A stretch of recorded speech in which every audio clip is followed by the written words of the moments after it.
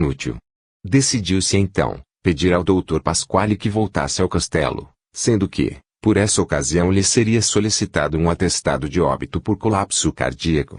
Por outro lado, resolveu-se que Bernardino fosse nesse mesmo dia à cidade, em busca de um esquife. Sir Gerald insistia no sentido de a morta ser removida o quanto antes do castelo. Lolo prontificou-se a dar as ordens necessárias. Fez, então, servir um almoço farto, ao qual se entregaram todos, cheios de apetite. Os dois homens abstiveram-se de tocar os pratos de carnes. Fim da refeição, Sir Gerald entregou a Lolo um pequeno vidro, com cujo conteúdo deveria friccionar a fronte do irmão e das duas senhoras. O que sobrasse, deveria ser, num máximo de 10 gotas, vertido num copo de vinho. O medicamento os restabeleceria.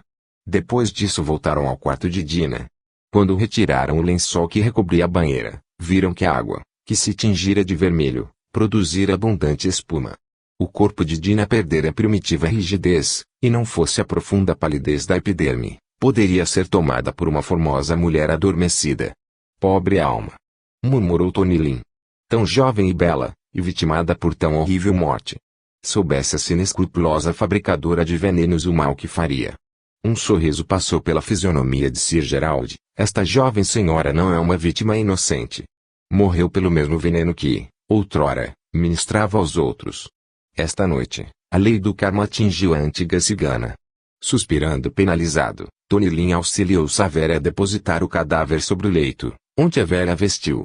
Algumas horas depois, era colocado no caixão, e transportado para outra sala do castelo, distante dos aposentos fatídicos, de onde no dia seguinte, seria levado a ser sepultado no cemitério da vila. Depois de ter examinado, cuidadosamente, a morta, o Dr. Pasquale confabulou com Tony Lin. Finalmente passou o atestado de óbito, como fora desejado. Pela tarde, despertaram os 3 enfermos que, conforme predição de Sir Gerald, acharam-se inteiramente restabelecidos. Apenas Miguel sentia-se ainda um tanto enfraquecido. A sua sensitiva e jovem natureza, teve que vencer uma impressão forte demais. A comunicação de que Rothschild e Valéria encontravam-se vivos, salvos que tinham sido da morte por Sir Gerald, provocou uma viva alegria em todos.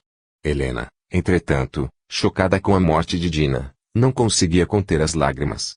Desejava partir imediatamente do castelo, e só a custo Lolo e Larissa a demoveram-na disso. Pediram-lhe que não tomasse nenhuma deliberação sem antes consultar a Johnny e Tony Lin, tanto mais que o destino de Rothschild e Valéria não estava ainda decidido. O ceia, que nesse dia foi tomada mais tarde que de costume, reuniu a todos. As senhoras e Miguel, furtivamente, observavam o misterioso amigo de Tony Lin. A tranquila nobreza que se manifestava em todo o seu ser, fazia-lhes uma agradável impressão. Todavia, evitaram encontrar aquele olhar enigmático que parecia cintilar nos seus olhos negros. Sir Gerald, porém, não parecia notar a curiosidade que despertava. Tranquilamente, palestrava sobre os sucessos terríveis da noite anterior. Depois da ceia dirigiu um pedido aos presentes: desejo recolher-me ao quarto para repousar um pouco. Aconselho-vos a fazer o mesmo. Às 11 horas, entretanto, preciso se torna que nos reunamos, a todos, na saleta contígua ao terraço. Retirou das vestes um saquitel. Devereis usar este pó na defumação da sala, acendereis as velas consagradas, que Johnny Tony Lin vos entregará, e orareis. Não vos assusteis se ouvirdes fortes ruídos. Nada vos acontecerá se seguirdes os meus conselhos. Não saireis da sala enquanto não fordes chamados, e, atendei nisto, orai. Ordenai aos criados que também se reúnam aqui para a oração e que não abandonem a sala enquanto não receberem ordens neste sentido. Quando, meia hora transcorrida, Tony Lin regressou com as velas, cercaram-no com uma pergunta sobre o amigo. Queriam todos saber quem era, e de onde viera. Com toda a boa vontade, não vos posso dizer nada. Contentai-vos por enquanto em saber que tendes ao vosso lado um homem extraordinário, que domina os elementos e a quem se submetem as forças naturais. Em uma palavra, é um iniciado nos mais profundos segredos. Entretanto, peço-vos um obséquio agora: fornecei-me alguns objetos dos quais necessito. Tony Lin pediu 6 lençóis, algumas esponjas, um fogareiro de petróleo, uma garrafa de vinho velho, ovos e caldo de carne.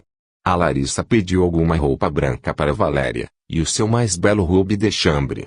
Com esses objetos todos, Tony Lin voltou ao quarto de Sir Gerald. Às 11 horas da noite, começaram, Sir Gerald e Tony Lin, os seus preparativos. Despindo-se, Sir Gerald untou-se com uma pomada azul claro, fosforescente, que se assemelhava ao álcool em combustão. Então calçou sandálias e envolveu-se numa longa túnica branca, que um cinto de ouro mantinha fechada. Essa túnica e o cinto, eram, sem dúvida, peças finas e antigas. Em seus bordados, intercalavam-se pedras preciosas de maravilhoso brilho. A fivela, constituída de 2 triângulos entrelaçados, continha uma espada de punho de ouro e larga lâmina guarnecida de sinais cabalísticos.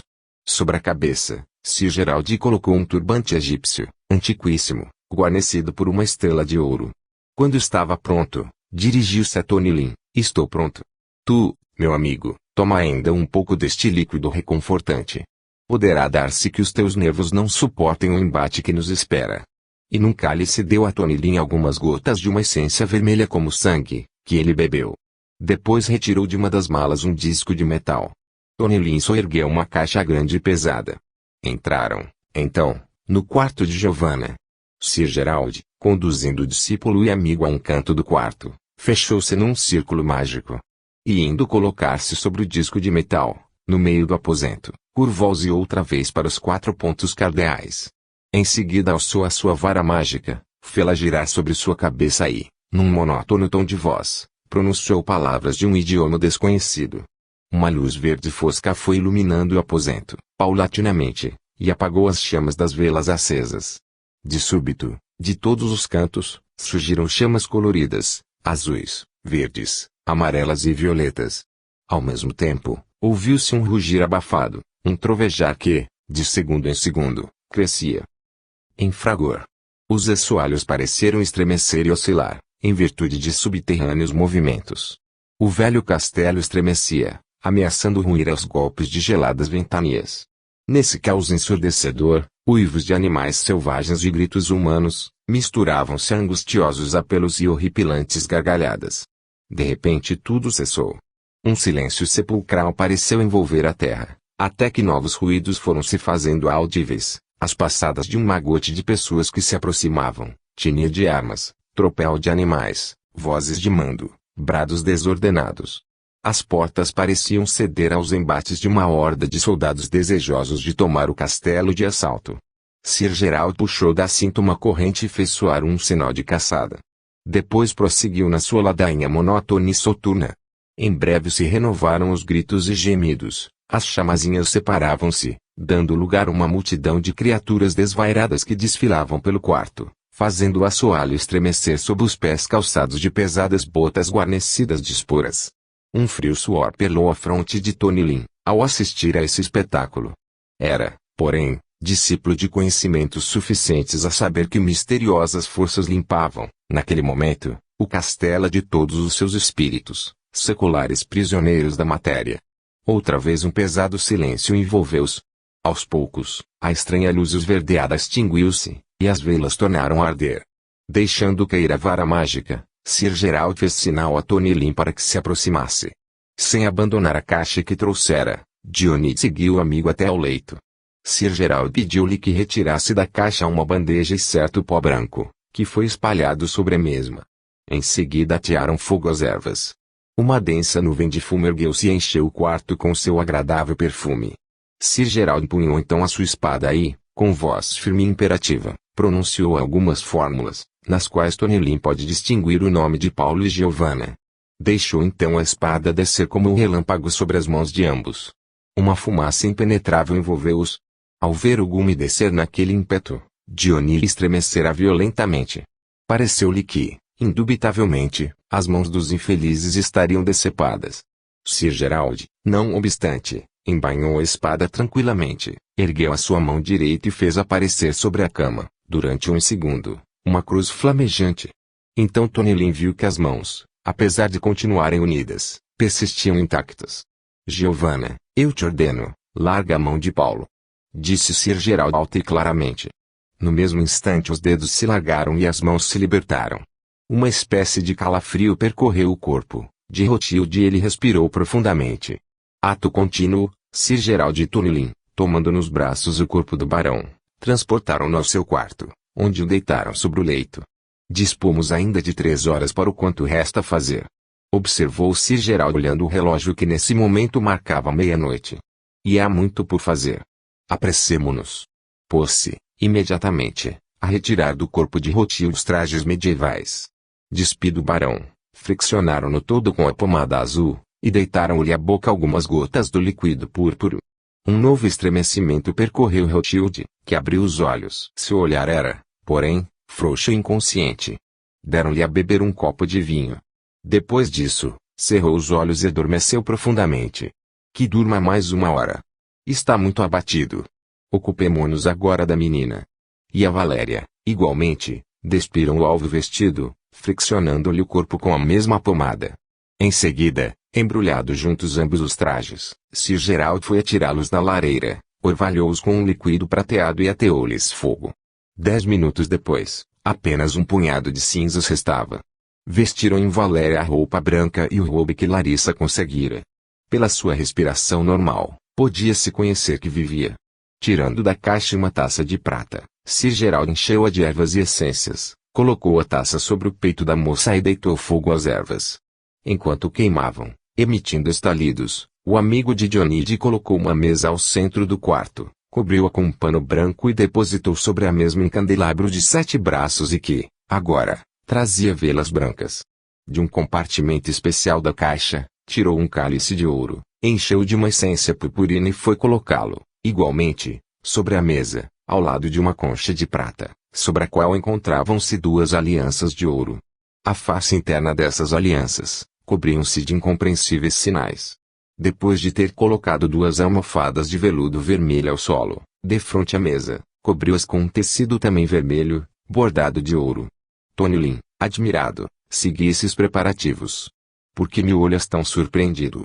Como servo da divindade, no mais verdadeiro sentido da palavra, tenciono unir estes 2 que há séculos se pertencem, porém, unidos apenas pelo pecado do amor. A força da bondade os unirá agora. Serão libertados dos obsessores espíritos do passado e a sua paz interior lhes será restituída. O castigo chegou ao fim. Mais tarde, naturalmente, farão legal esta união, e, se quiseram, abençoarão pelo credo a que pertencerem. A primeira benção, porém, pelas forças do perdão e da bondade, receberão aqui. Mas, precisamos, agora, acordar o jovem. Pálido e abatido, Rothschild dormia profundamente. Sir Gerald estampou um pequeno frasco de cristal, que lhe chegou às narinas. Imediatamente o barão abriu os olhos. Tony Lin ofereceu-lhe um copo de vinho, no qual havia deitado algumas gotas de uma essência reanimadora. Cada gole bebido trazia ao corpo de Rothschild uma energia nova, um despertar para uma outra vida. Espreguiçou-se e olhou admirado em seu derredor. Reconheceu logo Tony Lin e sorriu-lhe. Mas quando seus olhos encontraram a figura de Sir Gerald, envergando tão estranhos trajes, fez-se desconfiado. O que aconteceu, Dionide, e quem é este senhor? É Sir Gerald Grey, nosso benfeitor que, neste momento, acaba de salvar-te da morte e de libertar-te dos espíritos teus inimigos, que te aborreciam a vida. Disse Dionide. Sir Gerald, lendo a descrença e a desconfiança que se estampavam no rosto do barão, pôs-lhe a mão sobre os ombros. Deixa disso, Dionide. O barão, depois que tudo estiver terminado, terá a oportunidade de conversar comigo a este respeito. Não percamos tempo, por agora. Levantai-vos, barão, e vesti-vos como para uma festa. Tendes aqui, à mão, um belo traje que possais usar? Tenho o meu fraque. Disse Rothschild embaraçado. Bem, vesti então o fraque, quando estiverdes pronto, vinde ao quarto vizinho, onde nos encontrareis. 1/4 de hora mais tarde, Rothschild surgia no limiar do quarto fatídico. Estou às vossas ordens. Disse. Mas estacou surpreendido quando viu aquela espécie de altar com as 2 almofadas sobre o solo.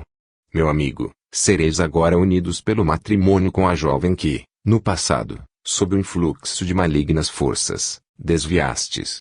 Disse Sir Gerald solenemente.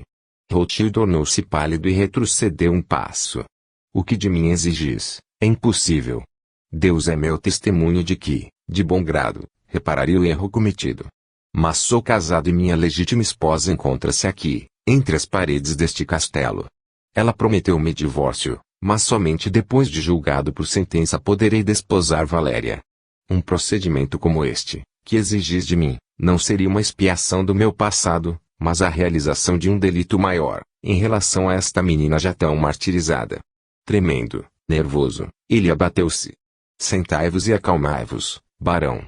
Convencei-vos de que não exijo de vós nada susceptível de castigo. Falou Sir Gerald tranquilizadoramente. Sois agora livre. Vossa esposa faleceu a noite passada. Um gemido abafado desprendeu-se da boca de Rothschild. Jeanne está morta. Mas não é possível. O que aconteceu? Assentando ao lado de Rothschild, Sir Gerald relatou-lhe, em breves palavras, a história do elixir do amor que a baronesa achara e bebera, provavelmente com o fito de alcançar o amor do esposo. Rothschild ouvia com lágrimas nos olhos. E disse baixinho, pobre Dina. Chegou a esse extremo para conseguir o meu coração ingrato. A sua vida pesa sobre a minha consciência. Deus meu! Que maldição terrível será esta que pesa sobre mim? Esclareço-vos de que não tendes responsabilidade na morte de vossa esposa.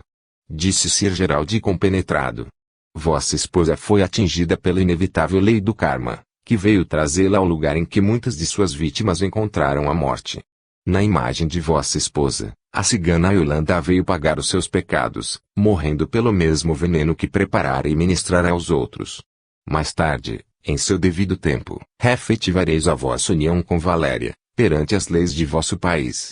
Agora, porém, desejo unir-vos pela força do perdão e da bondade, libertando-vos das sombras dos antigos delitos, há séculos cometidos, e que pesam sobre vós. Assim, podereis ingressar no caminho para a luz. Rothschild agradeceu.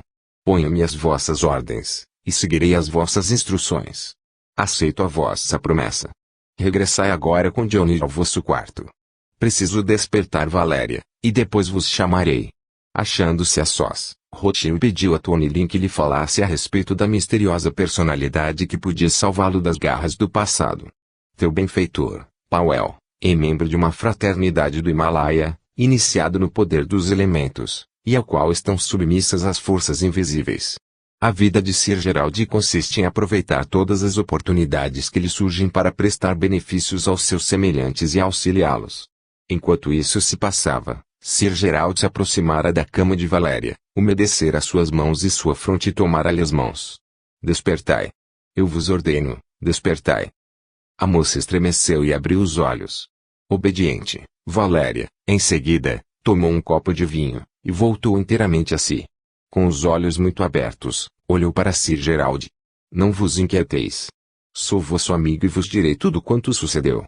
Aproximou um banquinho, sobre o qual o barão estivera apoiado, e disse a Valéria o que se passara. Narrou-lhe a morte de Dina e fez-lhe sentir que Rothschild estava agora livre e disposto a desposá-la. Por delicadeza absteve-se de narrar o que se passara entre os dois, acrescentando apenas que desejava libertar ambos das más influências às quais estavam sujeitos. Valéria ouviu confundida, chorando as palavras de Sir Gerald. Sede tranquila agora, minha filha. Sois uma vítima do passado que inevitavelmente se lança sobre aqueles que infringem as leis soberanas.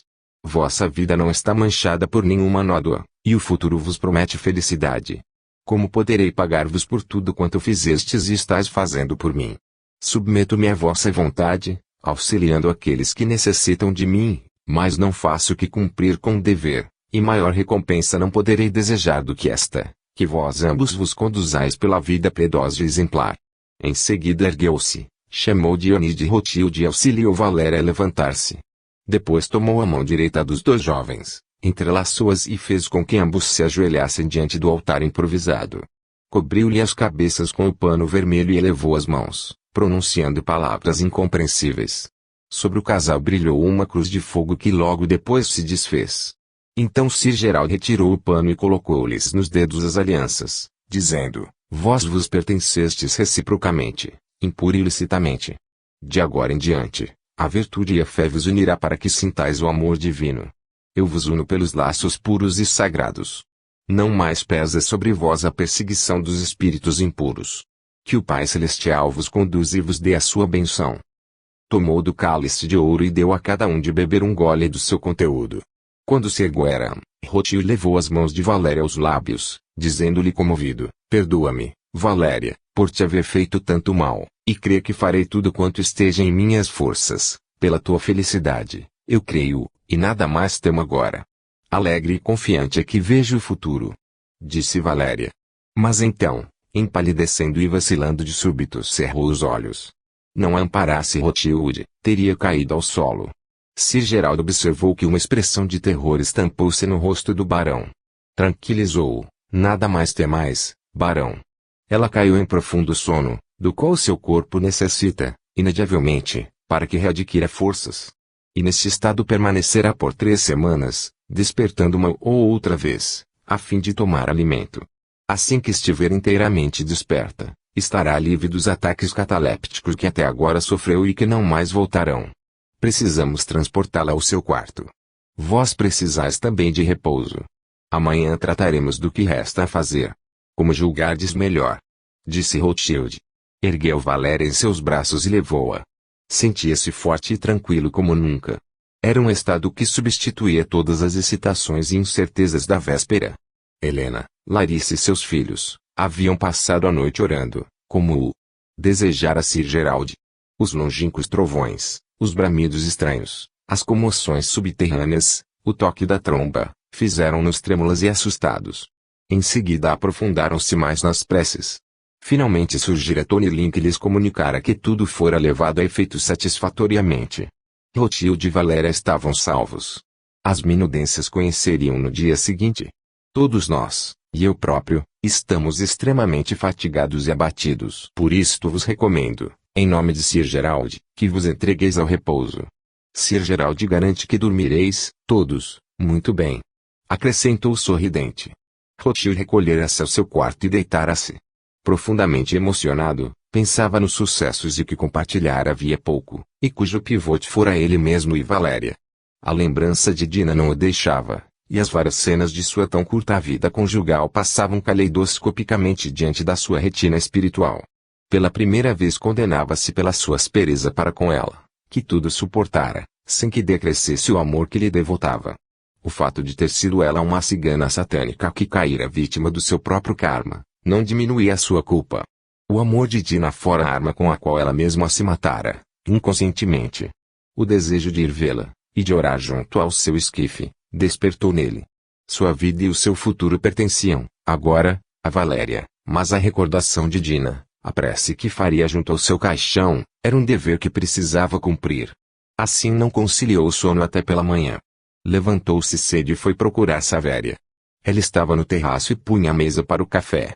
Quando viu Rothschild, a quem, até há pouco, julgava morto, alegrou-se, e perguntou-lhe pela sua saúde.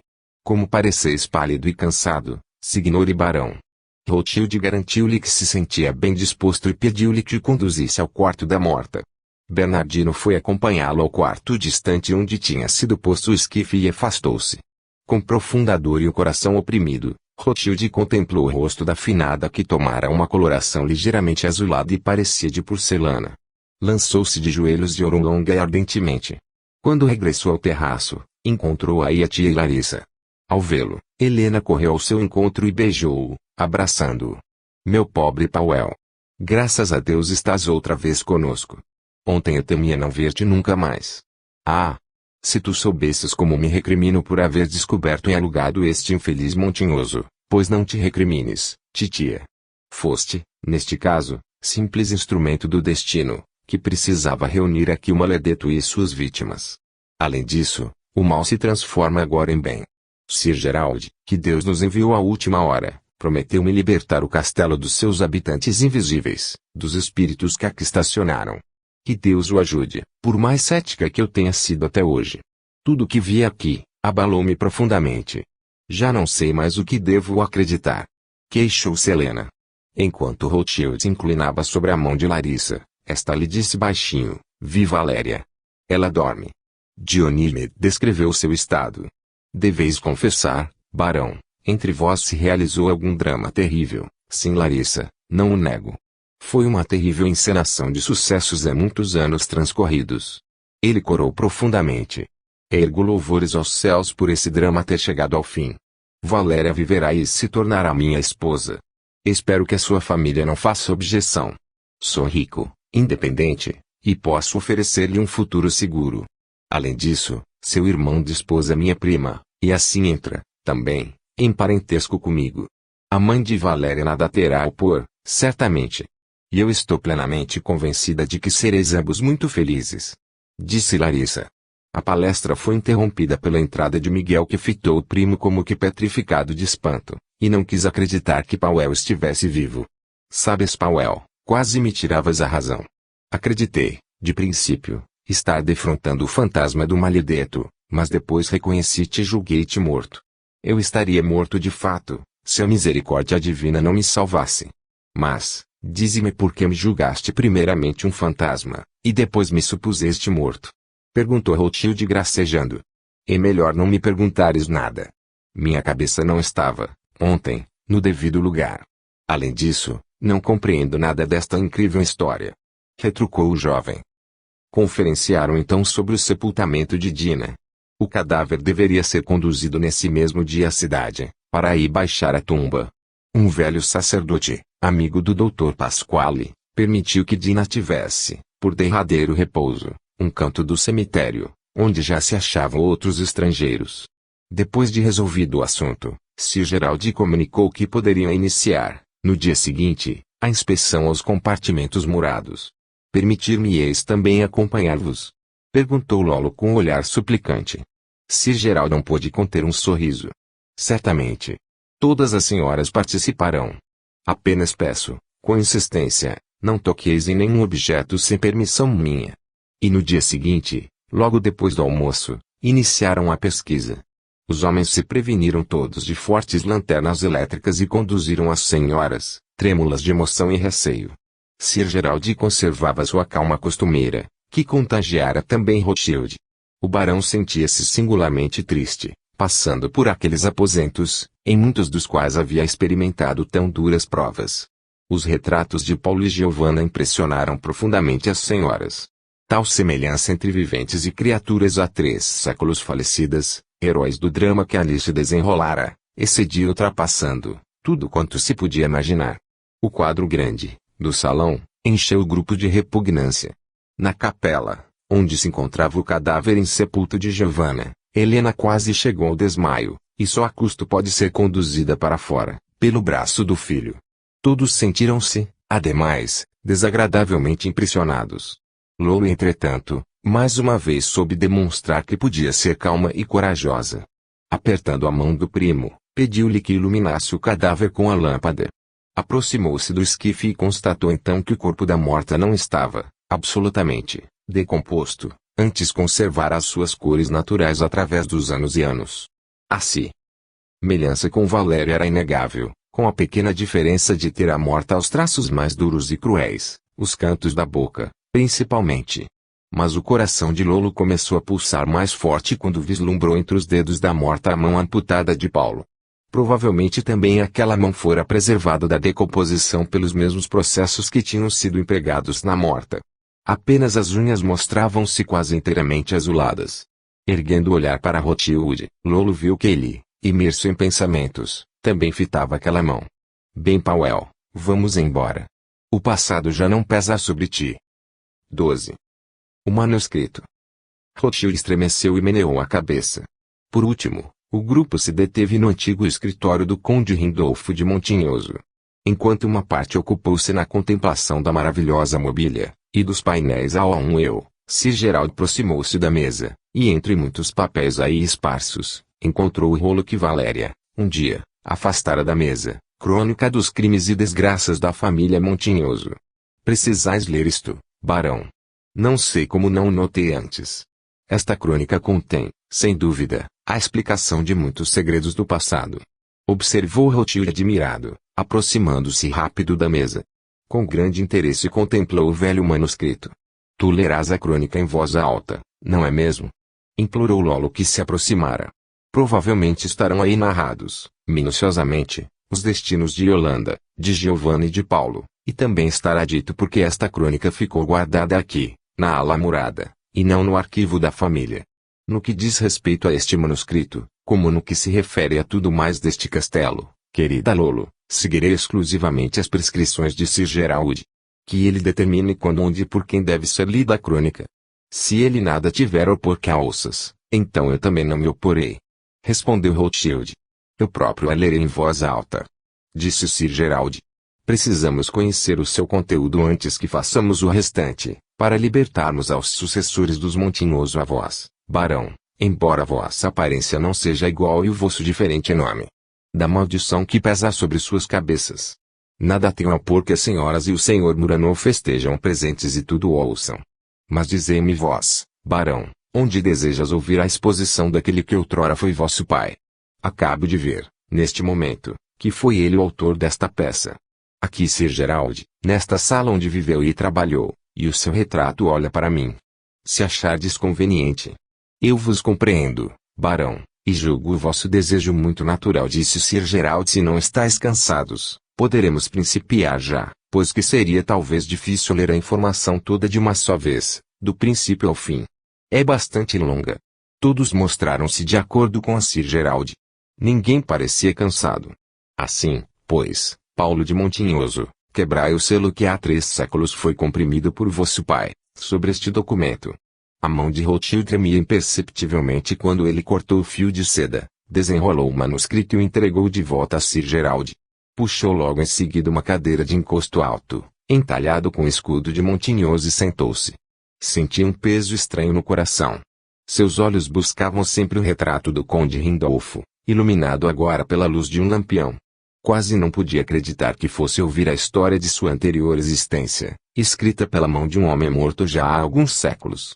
As últimas semanas lhe haviam provado, veementemente, que apenas o invólucro material perece, e que o espírito pode voltar a viver num outro corpo.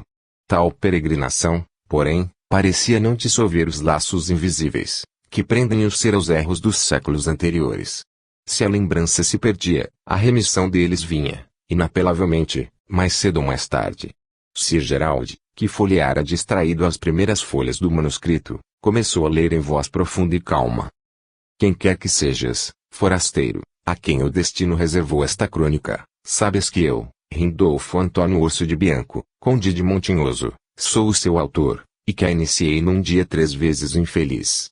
Hoje entreguei o meu único filho, Paulo, alegria da minha vida e a esperança da minha velhice, à terra.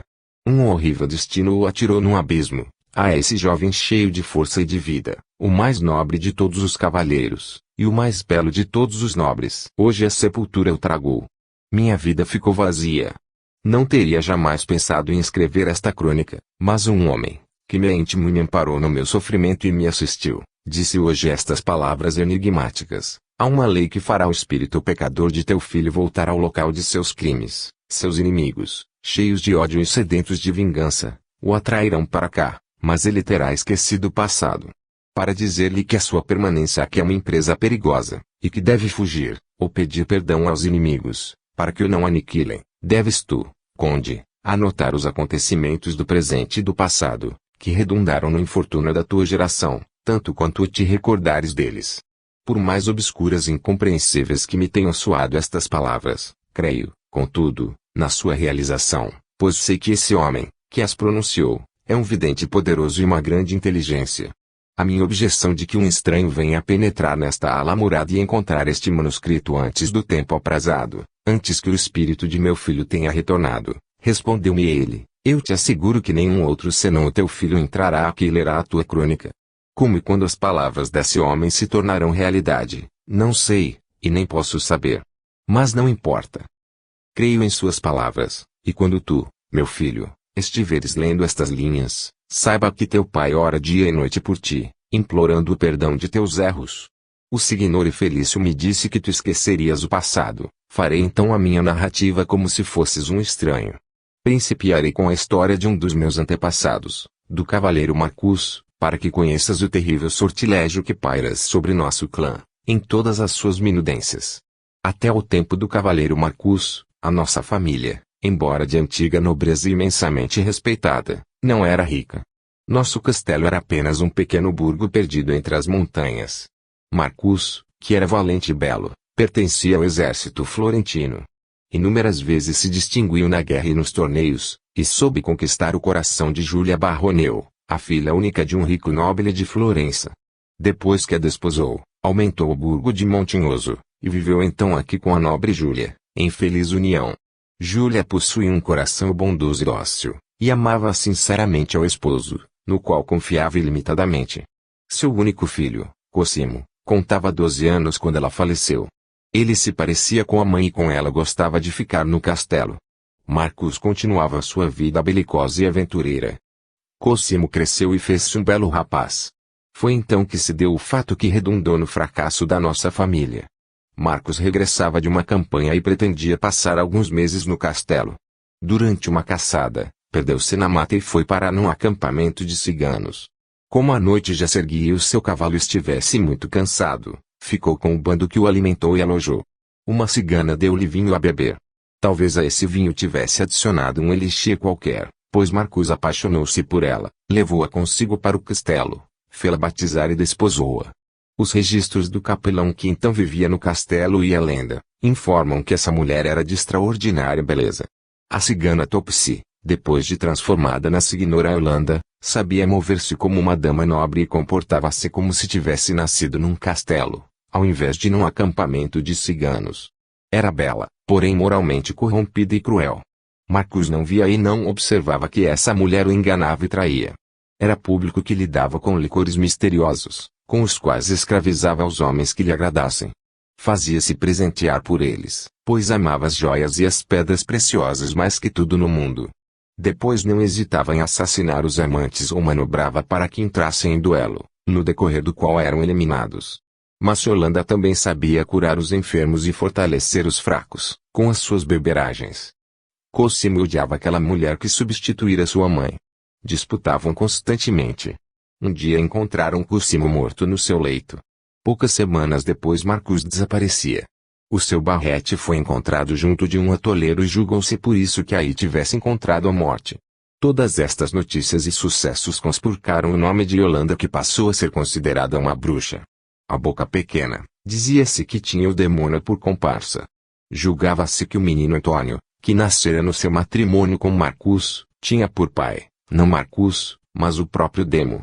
Espero que isto não seja verdade, e Deus nos preserve de um tal parentesco. Contudo parece que nossa família caiu, então, nas garras de malignas forças. Quantos de nós morreram violentamente, quantos crimes e maldições pesam sobre nossos ombros. O que informo sobre Yolanda, extraí de um manuscrito de respeitável monge, o capelão do castelo. Esse manuscrito encontra-se no arquivo da família. Provavelmente, fazia ele de Yolanda, igual ao juízo que os demais, pois fala com brevidade, visivelmente a contragosto, sobre tais acontecimentos. Informa o seguinte: por muito que essa mulher fosse odiada por todos, uma vez que as mais nobres famílias perdiam os seus filhos, pelas suas maquinações, era ela também temida. Ninguém, porém, ousava demonstrar esse ódio e esse desprezo publicamente, para evitar novas desgraças. Yolanda, entretanto, apresentava-se em toda parte. Assim, num torneio viu um certo jovem cavalheiro que lhe agradou. Estava comprometido e devia casar-se em breve, quando Yolanda convidou-o a visitá-la. Aproveitava-se de todas as oportunidades para vê-lo e falar-lhe. Mas o cavalheiro temia, evitava e apenas comia os alimentos que sabia não terem sido tocados por Yolanda. Yolanda exasperou-se com a resistência do cavalheiro. 2 dias antes do casamento, repentinamente, a noiva do cavalheiro morria. Por mais incrível que possa parecer, o seu corpo transformou-se numa estátua. Esse acontecimento excitou a população toda. E todos viram nele uma maquinação de Yolanda. O pai, o irmão e o infeliz noivo da falecida, decidiram assassinar a bruxa. Com outros cavalheiros, atacaram o castelo em que Yolanda se ocultava. Nenhum dos defensores do castelo quis bater-se pela senhora, e o castelo caiu sem luta nas mãos dos assaltantes. Quando os cavaleiros prenderam Yolanda, ela defendeu-se como uma doida e matou, na luta, o Baldo Cagliari, irmão da donzela morta. Nada mais informa o capelão sobre o destino de Yolanda. Segundo a lenda, foi enclausurada viva num ponto qualquer do castelo, o elixir do amor e o veneno que usava, porém, não foram encontrados, ninguém sabe o que foi feito deles. Antônio, denominado Diabólico, filho de Marcus e Yolanda, cresceu como excêntrico, transformou-se num traidor, num andrófobo. Casou-se tarde e teve 2 filhos gêmeos.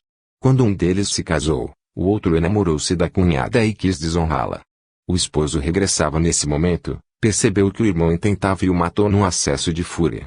Júlio, o filho do fratricida, foi martirizado durante toda a sua vida por terríveis sonhos e fantasmagóricas aparições. Finalmente perdeu a razão. Numa das crises que sofria, estrangulou sua jovem esposa algumas horas depois do nascimento de uma filha, seu segundo rebento. Já então se dizia que Yolanda aparecia ao infeliz Júlio e que se apresentava sempre no castelo, antes de qualquer desastre. Num momento de lucidez, vendo e compreendendo o que fizera, Júlio enforcou-se. Sua filha, Angelina, era de peregrina beleza, mas trouxe infortúnio a todos os que a amaram. Muitos cavalheiros, das mais respeitáveis famílias, suicidaram-se por sua causa. Angelina era insensível e fria como um bloco de gelo. O único prazer que a movia era o martírio de suas vítimas. Finalmente enamorou-se dela o seu próprio irmão, Pietro, que por ela quis abandonar esposa e filhos. Então Angelina resolveu casar-se, mas no dia do seu casamento, com um nobre de Ferrara, foi em sua alcova de noiva apunhalada por seu irmão. Pietro quis matar-se também, mas foi impedido de fazê-lo. Segundo a lei, deveria ser decapitado pelo seu delito. Como a condessa sua esposa, fosse, porém, uma parenta do duque, e Pietro houvesse salvo um dia a vida deste, também o duque lhe concedeu a vida, mas ordenou ao carrasco que lhe decepasse a mão. Depois disso Pietro se recolheu de uma vez por todas a Montinhoso e aqui viveu vários anos no mais completo isolamento, como seu pai, perseguido em sonhos. Sua existência foi encerrada pelo suicídio. O destino do filho de Pietro, Girolamo de Montinhoso, foi igualmente tão terrível quanto o do meu filho Paulo. Esta história conheço-a mais de perto, pois Girolamo foi meu bisavô. Muito jovem ainda, ele desposou uma órfã, filha de um cavalheiro pobre, das vizinhanças do Castelo de Montinhoso. Nada levou ela para o seu consórcio, senão a sua encantadora beleza. Paríssima tinha uma tesa alabastrina, sob a qual se podiam ver as suas veias finas, basta cabeleira loira que a envolvia como um xale. Os seus negros olhos eram profundos como abismos. Sob este aspecto de Madonna, dormia um caráter fogoso, imperioso, apaixonado e vingativo. Apesar disto, os esposos viveram felizes até que a desgraça, na forma de um jovem de nome Galeazzo, lhes entrou pela porta. Este Galeazzo fora recolhido por Girolamo ao castelo por motivos cuja descrição me levaria muito longe. Paríssima era uma mulher singular, tinha sonhos proféticos, nos quais lhe apareceriam os espíritos dos mortos. Um capelão conta que, no decorrer dos sepultamentos, muitas vezes teve ela vidências. Via o morto caminhando, e levando pela mão aquele que estava destinado a partir em primeiro lugar. Tais visões a condessa lhe contara em confessionário. Para sua infelicidade, Galeazzo enamorou-se de Paríssima, e também ela ardeu em paixão pelo belo jovem. Ela concebeu então o plano de libertar-se de Girolamo. Não se sabe como, Paríssima encontrou o veneno de Yolanda, mas admire-se que a bruxa tenha aparecido à condessa e que lhe tenha indicado o lugar em que o veneno se encontrava. De posse da terrível poção, os amantes aguardavam uma oportunidade para matarem o desprevenido e desgraçado Girolamo. Sobre o desfecho, só se conhece o que Galeazzo confessou na hora de sua morte. Estavam os três a palestrar. Na taça do conde, Paríssima deitava o terrível veneno.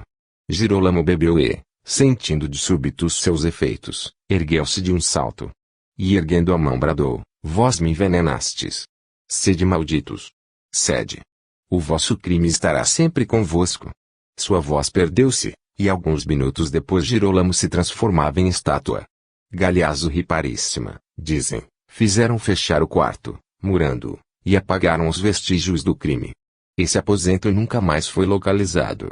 Depois, servos dedicados foram encarregados de espalhar a notícia de que o conde fora visto, à noite, invadindo um jardim, e que perdera a vida, provavelmente, numa aventura. Alguns dias depois encontrou-se, nas proximidades da vila, a sua capa ensanguentada. Um crime, porém, ao que parece, traz consigo um segundo e muitos outros. Uma onda de desconfiança passou a pairar no ar que respiravam. Para que o terrível segredo fosse conservado, muitas outras criaturas tiveram que morrer. Entre a criadagem do castelo irrompeu uma epidemia que vitimou quase todos os servos, que levaram consigo para a tumba o que sabiam. Galeazzo e Paríssima casaram-se, mas a união foi infeliz. Entre eles pairava a sombra do assassinado Girolamo, e o castigo celeste perseguia os culpados. Como o parente mais próximo do finado Girolamo, que não deixara descendência, Galeazzo herdou a propriedade e o título de Conde Montinhoso.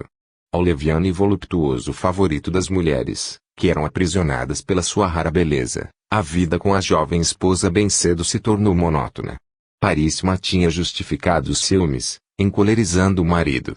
Galeazzo, em seguida apaixona-se pela bela filha de um respeitável cortesão de Modena. Mas a moça era religiosa e não se deixou levar pela corte apaixonada.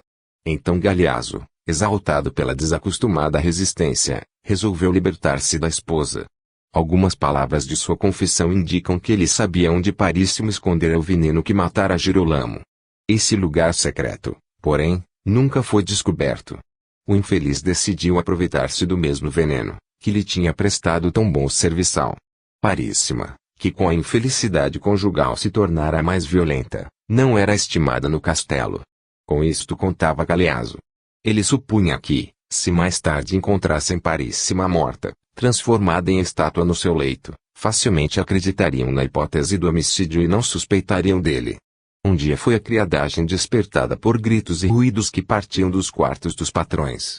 Alguns mais ousados, penetraram no dormitório, e viram Galeazzo desmaiado diante da cama da condessa que lhe prendia fortemente a mão. Quando os criados ergueram o conde e quiseram libertar sua mão, verificaram que a condessa estava morta e se transformara numa estátua. Paríssima parecia viva. Os seus olhos, desmesuradamente abertos, e dirigidos para Galeazzo, tinham uma expressão de horror e ódio. Imediatamente o quarto encheu-se de servos. Tentou-se inutilmente libertar a mão do conde dos dedos da morta. Galeazzo despertou do seu desmaio e lutou como um louco. Com gritos desesperados e selvagens, tentava, inutilmente, libertar-se. Nada conseguindo, caiu outra vez desmaiado. Os criados não sabiam o que fazer. Um dos escudeiros do conde tentou, com um golpe de machado, separar a mão da morta.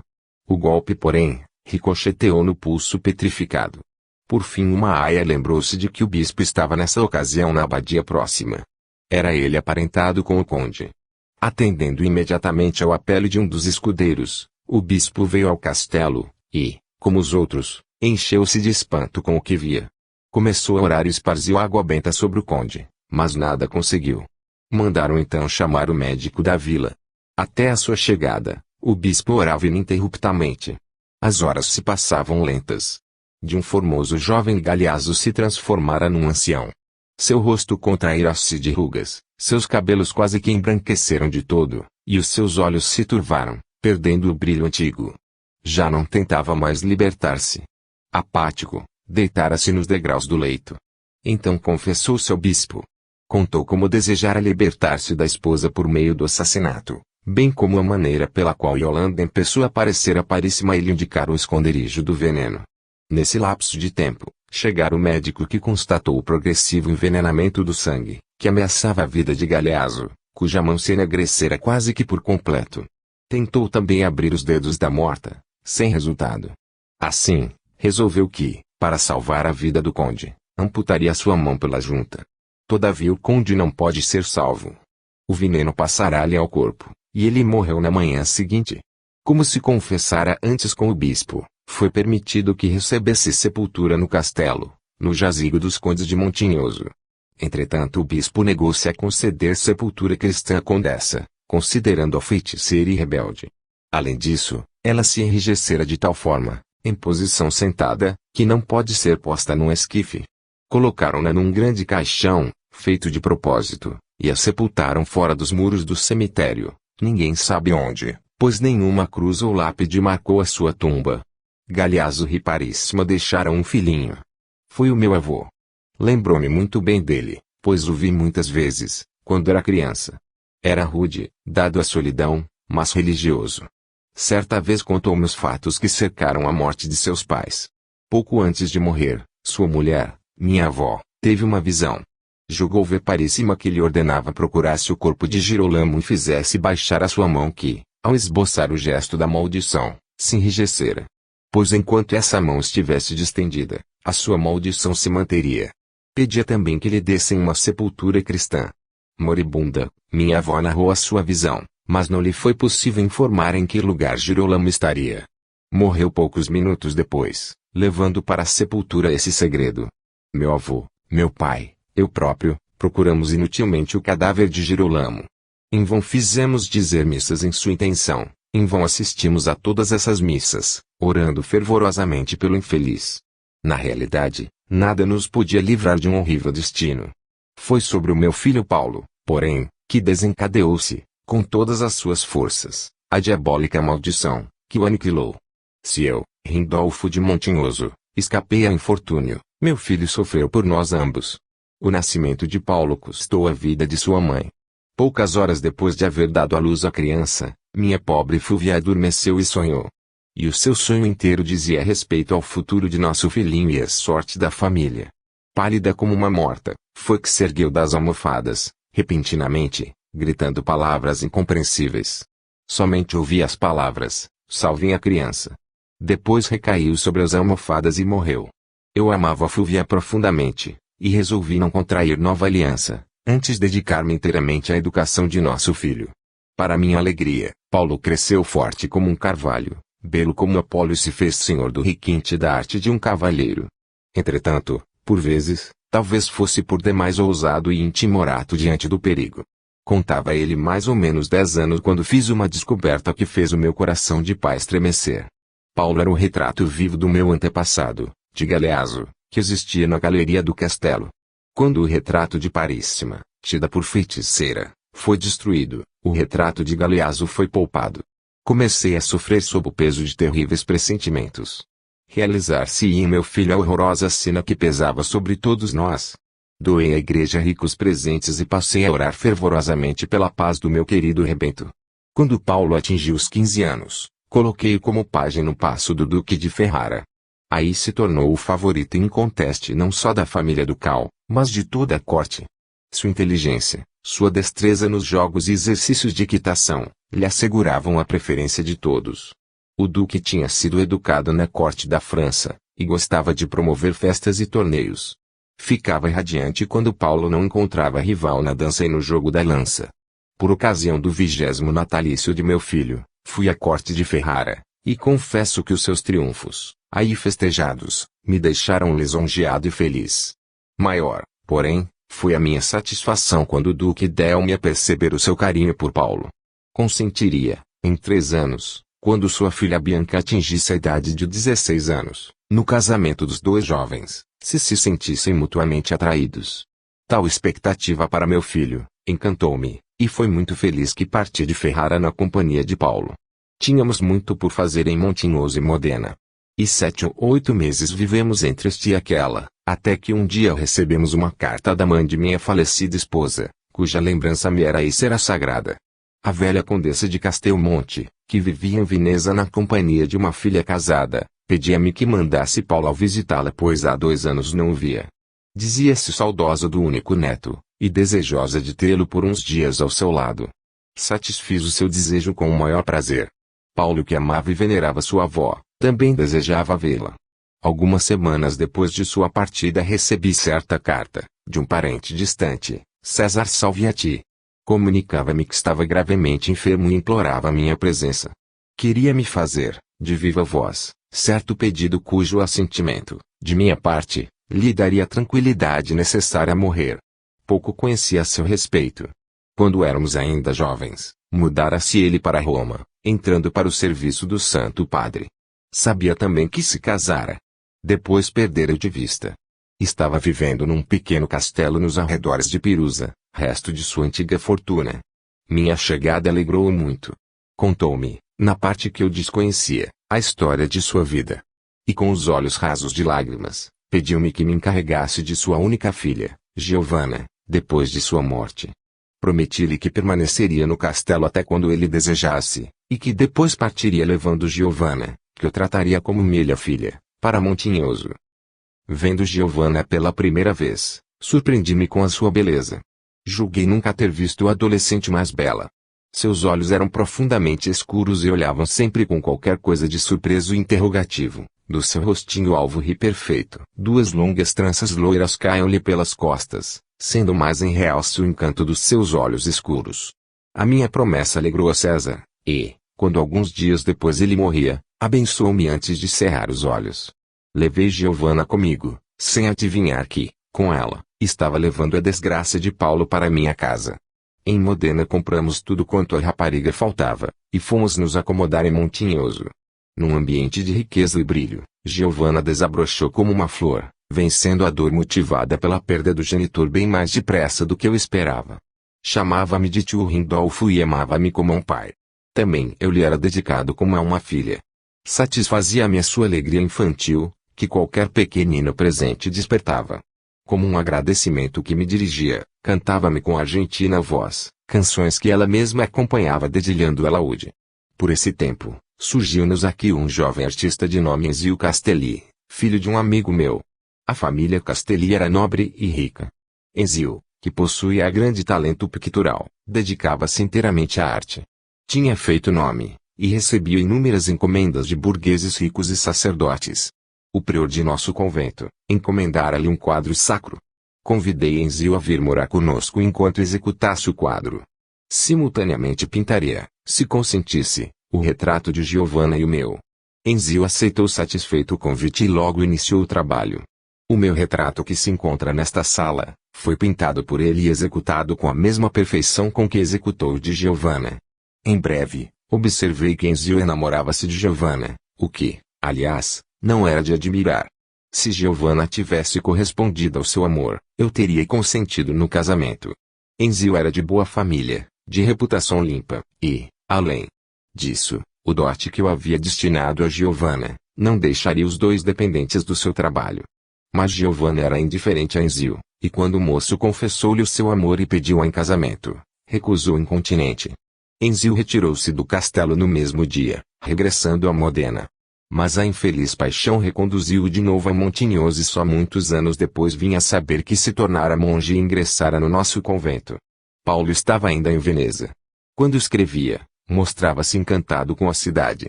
Era belo e disputado pelas mulheres, entre as beldades, não tinha mais a fazer do que escolher. Enviou-me o seu retrato em miniatura, num maravilhoso medalhão, realizado por conhecido artista. Esse retratinho, entretanto, desapareceu, e nunca mais pude encontrá-lo, o que até hoje sinto, pois era muito fiel e perfeito. Paulo deixara-se retratar vestido de branco, com um barrete de plumas sobre a cabeça, tal como eu havia visto em Ferrara. Deus meu, esse retrato eu o vi nas mãos de Valéria, quando encontrei aberta a porta que dá para os cômodos murados. Disse Larissa interrompendo a leitura. E corou envergonhada, pois até então não dissera nada a ninguém, acerca dessa descoberta. Tranquilizai-vos. O espírito de Giovanna mora no corpo de Valéria, não é mais segredo. Disse Sir Gerald. Falai calmamente. Então Larissa relatou como vira o retratinho descrito nas mãos de Valéria. Fica esclarecido agora que Giovanna subtraiu o retrato e o escondeu. Em estado sonambúlico Valéria o encontrou. Explicou Sir Gerald. Mas, prossigamos com a leitura. E continuou.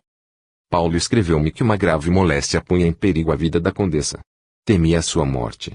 Resolvi seguir imediatamente para Veneza, a fim de uma vez mais ver a moribunda. Todavia o destino decidiu transformar os meus planos.